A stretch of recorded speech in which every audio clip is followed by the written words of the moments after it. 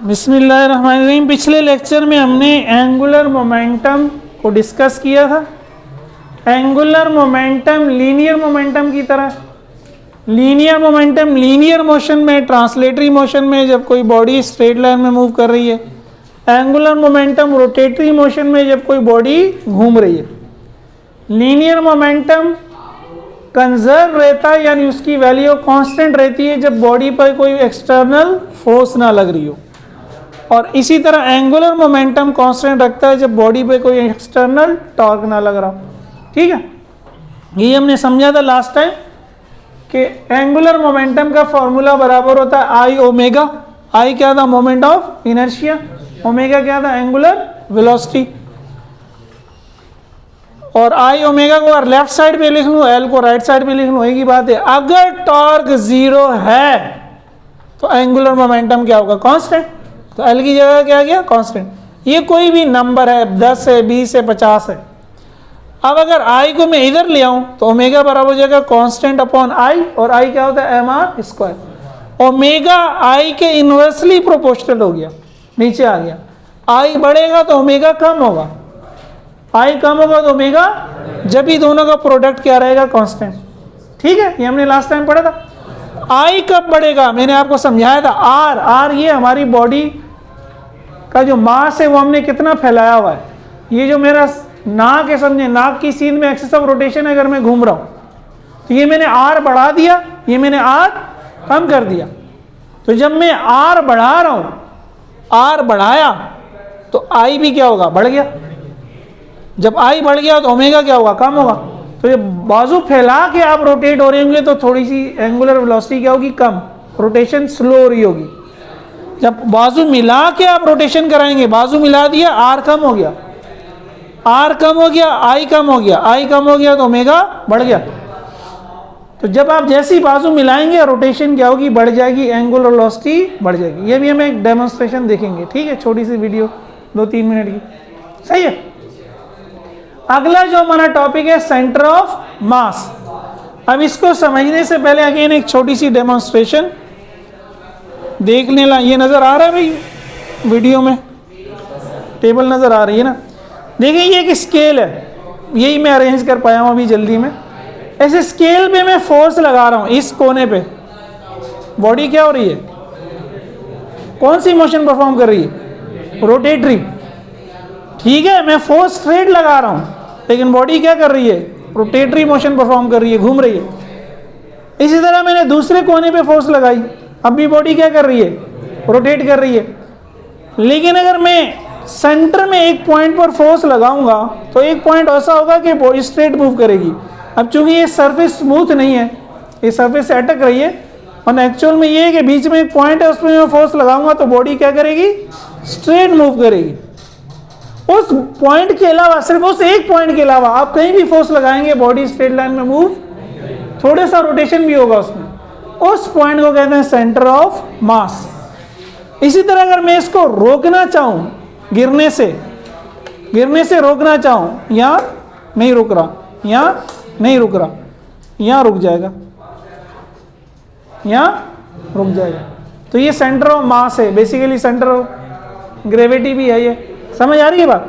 या इवन कि मैं डस्टर ले लूं, कोई भी ऑब्जेक्ट ले लूं, ठीक है, उसका एक पॉइंट ऐसा होगा जिसपे हम उसको क्या करते हैं? रोक लेते हैं। अच्छा, ठीक है। अब आए सेंटर ऑफ मास पे। अब तो नहीं नजर आ रहा ना?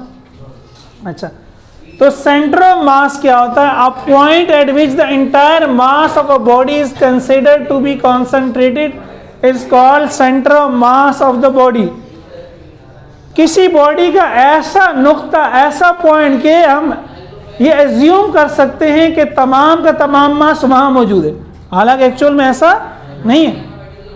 ये बॉडी है तो इसका मास तो यहां से लेकर यहां तक पूरे फैला हुआ है, लेकिन हम कहेंगे एक पॉइंट है और सारे का सारा मास वहां पे। ऐसा करने से हमारा काम आसान हो जाता है। क्या काम आसान हो जाता है? अगर बॉडी पे कोई 6-8 फोर्सेस लग रही है तो मैं इन 6-8 फोर्सेस को पूरी बॉडी पे एज्यूम करने की बजाय ये एज्यूम करूंगा कि वो सारी फोर्सेस कहाँ लग रही है? Centre of. फर्ज करें एक फोर्स यहाँ लग रही है, एक फोर्स यहाँ लग रही है, एक नीचे लग रही है, एक ये डिफरेंट पॉइंट्स पे लग रही है, लेकिन मैं एज्यूम करूंगा कि सारी की सारी कहाँ लग रही है, सेंटर ऑफ मास पे। सही है, तो सेंटर ऑफ मास पे अगर मुझे ये पता चलता है कि सारी फोर्सेस का रिजल्ट ये है कि बॉडी ने राइट पे जाना है, तो बॉडी राइट पे ही जाएगी। अगर बॉडी ने ऊपर जाना है तो बॉडी, तो सिर्फ हम सेंटर ऑफ मास को कंसीडर कर लेते हैं तो हम बॉडी की मोशन के बारे में प्रेडिक्शन कर सकते हैं। पूरी बॉडी को देखना जरूरी नहीं होता, हमारा काम आसान हो जाता है। ठीक है, पहली बात। दूसरी बात ये, a force applied on centre of mass produces a linear acceleration without rotation. अगर मैं सेंटर ऑफ मास पे फोर्स लगाऊंगा तो बॉडी स्ट्रेट जाएगी, उसके अलावा किसी पॉइंट पे लगाऊंगा फोर्स तो बॉडी रोटेट करेगी, बॉडी स्ट्रेट नहीं जाएगी। सही है, सेंटर ऑफ मास होता क्या है, वो पॉइंट जिस पर बॉडी का तमाम मास हम एज्यूम कर लेते हैं, कंसिडर कर लेते हैं कि एग्जिस्ट कर रहा है। कॉन्सेंट्रेटेड का मतलब है वही मुर्तकिज हो गया, वहीं आके मिल गया। एक्चुअल में ऐसा नहीं है।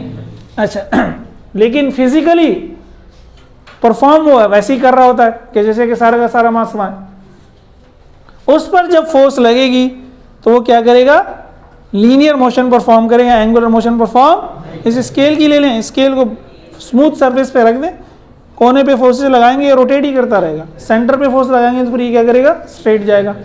क्या करेगा, स्ट्रेट। वो पॉइंट इसका क्या है, सेंटर ऑफ मास है।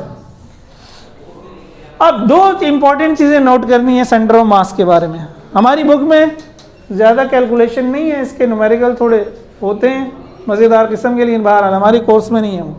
For regular shaped and uniform density objects. Regular shape क्या मतलब, ये जो शेप है देखें, ये रेक्टेंगल है एक ना, एक फिक्स। रेगुलर का मतलब होता है बाकायदा। आपकी कॉपी बुक गोल जो शेप है वो क्या है, रेगुलर। इर्रेगुलर क्या होती है, कोई अजीब सी शेप, टेढ़ी मेढ़ी, जिसको हम कोई ख़ास नाम ना दे सकें। ये क्या है, आपने कोई नाम देना है तो क्या पता दे दें, मैं तो नहीं दे सकता इसको। ये इनको हम क्या कहेंगे, इर्रेगुलर शेप। अगर रेगुलर शेप है तो हर रेगुलर शेप का एक सेंटर होता है, ज्योमेट्री के हिसाब से उसका एक सेंटर होता है। ज्योमेट्री का क्या मतलब है, उसकी शक्ल के हिसाब से। तो उसकी ज्योमेट्री के हिसाब से जो सेंटर होगा वही उसका सेंटर ऑफ मास होगा। डेंसिटी यूनिफॉर्म डेंसिटी का क्या मतलब है, मास एक जैसा फैला हुआ हो। अब अगर यहां पे मैं कोई वजन लटका दूं तो फिर इसकी डेंसिटी यूनिफॉर्म नहीं रहेगी, क्योंकि इस पॉइंट पे मास क्या हो गया, ज्यादा, और बाकी पॉइंट्स पे मास क्या है, कम। लेकिन अभी इस स्केल की डेंसिटी तकरीबन क्या है, यूनिफॉर्म है। अगर मैं कहीं पे इसमें मास डाल दूं या कहीं से मास निकाल लूं, फिर हम कहेंगे ये यूनिफॉर्म डेंसिटी वाला नहीं है। तो अगर यूनिफॉर्म डेंसिटी है और शेप भी रेगुलर है तो आप इसका जो ज्योमेट्री के हिसाब से सेंटर बनेगा वो इसका क्या होगा, सेंटर ऑफ मास होगा। इसको नीचे रख दो यार ताकि पीछे वालों को मसला ना। जैसे फर्ज करें ये कोई रेक्टेंगल ऑब्जेक्ट है, रेक्टेंगल जैसे आपकी कॉपी का पेज है या ये मेरा डस्टर है, इस शेप का अगर कोई ऑब्जेक्ट है, इसका सेंटर ऑफ मास क्या होगा, एक लाइन यहां से ड्रॉ करो, एक लाइन, ये दो लाइनें जहां मिलेंगी वो इसका ज्योमेट्रिकल सेंटर है। तकरीबन ये बीच में एक सुराख सा बना हुआ है, शायद यही है, और वही इसका सेंटर ऑफ मास है। सही है, वही इसका सेंटर ऑफ मास है। देखें रुक भी गया तकरीबन, ठीक है। इसके अलावा किसी और पॉइंट पे ये नहीं रुकेगा, उस पॉइंट पर ये क्या होगा, रुक जाएगा। सही है भाई। अच्छा, दूसरी बात, सेंटर ऑफ मास में लाइट आउटसाइड द बॉडी। ये जरूरी नहीं है कि सेंटर ऑफ मास हमेशा बॉडी के अंदर हो। सेंटर ऑफ मास बॉडी के एक सर्कुलर शेप में अगर कोई चीज होगी, जिस तरह के छल्ले होते हैं, छल्ला देजा निशानी, ठीक है, रिंग, बैंगल्स, चूड़ियां सोने की, उनका सेंटर ऑफ मास कहाँ होगा, जहाँ उसका सेंटर होगा। तो सेंटर में तो मास होता नहीं है। ये अगर वो चूड़ी है या छल्ला है तो इसका सेंटर तो खाली होगा, इसका सेंटर तो भाई खाली नहीं है। ये तो मैंने समझा दिया ना आपको, ये खाली नहीं है, ये तो पूरी बुक है, यहाँ पूरी मास है, यहाँ दरमियान में मास। चूड़ी तो देखी होगी, खुद नहीं पहनी होगी, देखी तो होगी, ठीक है। अंगूठी, छल्ला जिसको कहते हैं, रिंग, तो रिंग के दरमियान में सेंटर ऑफ मास है। सही है, तो ये सेंटर ऑफ मास क्या है, आउटसाइड द बॉडी है। सेंटर ऑफ मास बॉडी के बाहर भी हो सकता है और बॉडी के अंदर भी हो सकता है। क्लियर हो गया सबको। अच्छा, अब फायदा क्या है सेंटर ऑफ मास का, मैंने आपको बता दिया, बजाय पूरी बॉडी को कंसिडर करने के हम सिर्फ सेंटर ऑफ मास को देखते हैं, तो हमें बॉडी की मोशन का समझना हमारे लिए क्या हो जाता है, आसान हो जाता है। अभी जैसे इस पेन को अगर मैं फेंकूं तो ये कौन सी मोशन परफॉर्म कर रहा है, प्रोजेक्टाइल कर रहा है ना यार, कौन सा कर रहा है। तो बजाय इस पूरे पेन को देखने के मैं अगर सिर्फ इसके सेंटर ऑफ मास को देखूंगा, वैसे ये लग रहा है कि अजीब व गरीब घूम रहा है ना, ये घूमते हुए भी जा रहा है, लेकिन मैं अगर इसके सेंटर ऑफ मास को देखूंगा तो वो एग्जैक्टली प्रोजेक्टाइल कर रहा होगा। अभी हम इसकी भी एक छोटी सी वीडियो देखेंगे, ठीक है, ये उतार लें।